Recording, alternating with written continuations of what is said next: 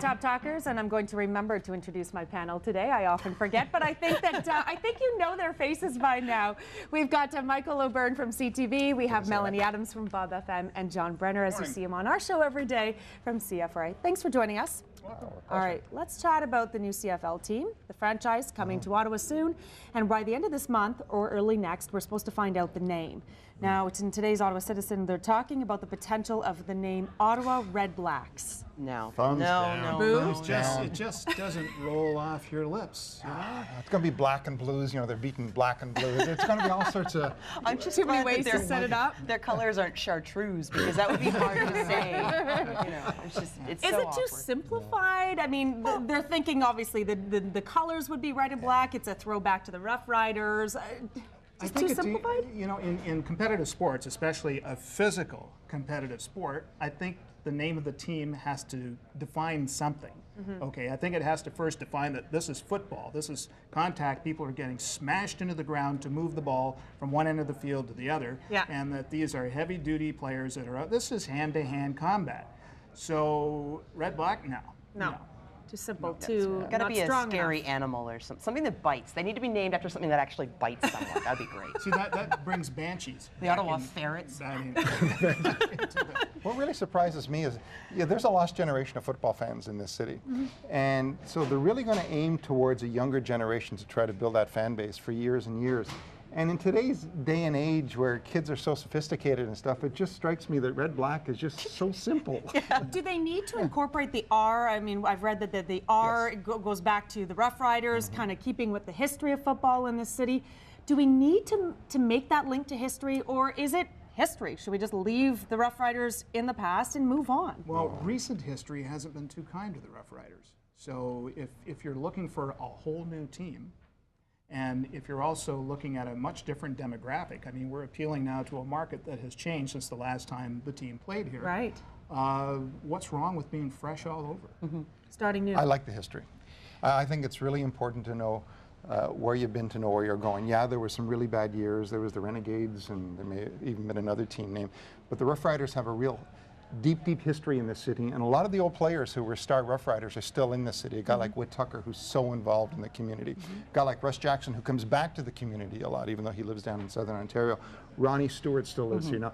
Names, if you haven't been in the city, you might not recognize those names, but those guys were big CFL stars. Well, I mean, you could take the R. I mean, you could have like the Ottawa R&Rs, and they could, like, the logo can be just like a guy in a Muskoka chair leaning back, having a beer. Don't you think that's a little too relaxed? No, when it comes to football does that say fans, mean football player, though? Well, I know another name tossed around, the Ottawa Rush. Is that something that is a little better? Yeah, I Ottawa like Rush? that. It's a little more. I could live with Rush. Yeah. No, I like Rush. Okay. And I think young kids will be able to relate to Rush for a number of different reasons. We get Rushes for different things. Yeah. And I think they're really going to like it, and it incorporates the R, which has a bit of the history as well, and the old colors, the black and white. Is Rage a little too harsh? No, I like that. Well, Rage is about Rage, Ottawa Rage, yeah.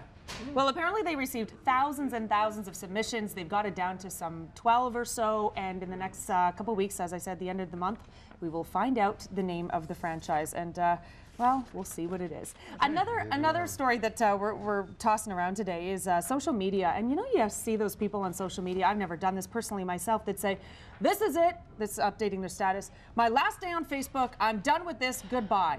Post, and then they're back on it again the next day. That's just them putting that up there so that people say, "No, don't go. We love you." And like, okay, I'll stay. That's all that. Is it possible in this day and age, Michael, to leave social media? I mean, do we need it? Look, would it be possible for me to leave social media on a personal level? Absolutely. Yeah. On a professional level, no, because we use it as a tool now for our trade. Absolutely. Twitter and Facebook are really important to what we do in terms of getting information for stories. But on a personal level, I don't sit at home and post things on Twitter and Facebook all the time. I have much better ways of wasting my time. Is it just that a waste of time, John? Do you find that if, like non-work related, obviously in our field we know we use it quite a bit, but if you're sitting at home and it's just your personal friends and family, waste of time? No, I think for a lot of people it's an important way. It's the way they communicate. I mean, you've got young people don't use the phone. That's true. Okay, they do not use the phone. They like to communicate in words and don't say a lot and nah, whatever. And I think there's going to be a place for that. The medium may change, okay, but right now what we've got is Facebook and Twitter. And you know, 5 years from now, there may be something. I mean, remember, we started with MySpace. Okay, Right. that was the big deal. Yeah. And so this is a communication has always been evolution. And so I'm pretty sure something new will come along. Professionally, I think we have to go with what's most popular right now if we're trying to establish a profile. I'll tell you the one thing that bugs me, and some of my peers do this, some guys that I follow, and I might not follow them much longer.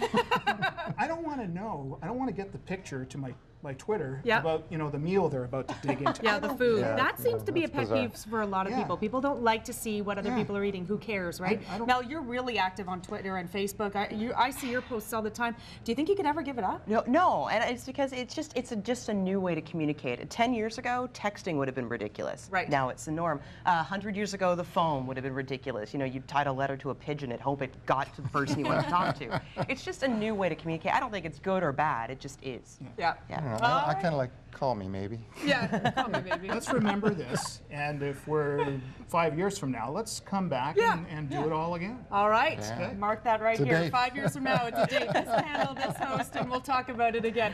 John Brenner, Melanie Adams, and Michael LeBurn. Thanks very much, everybody.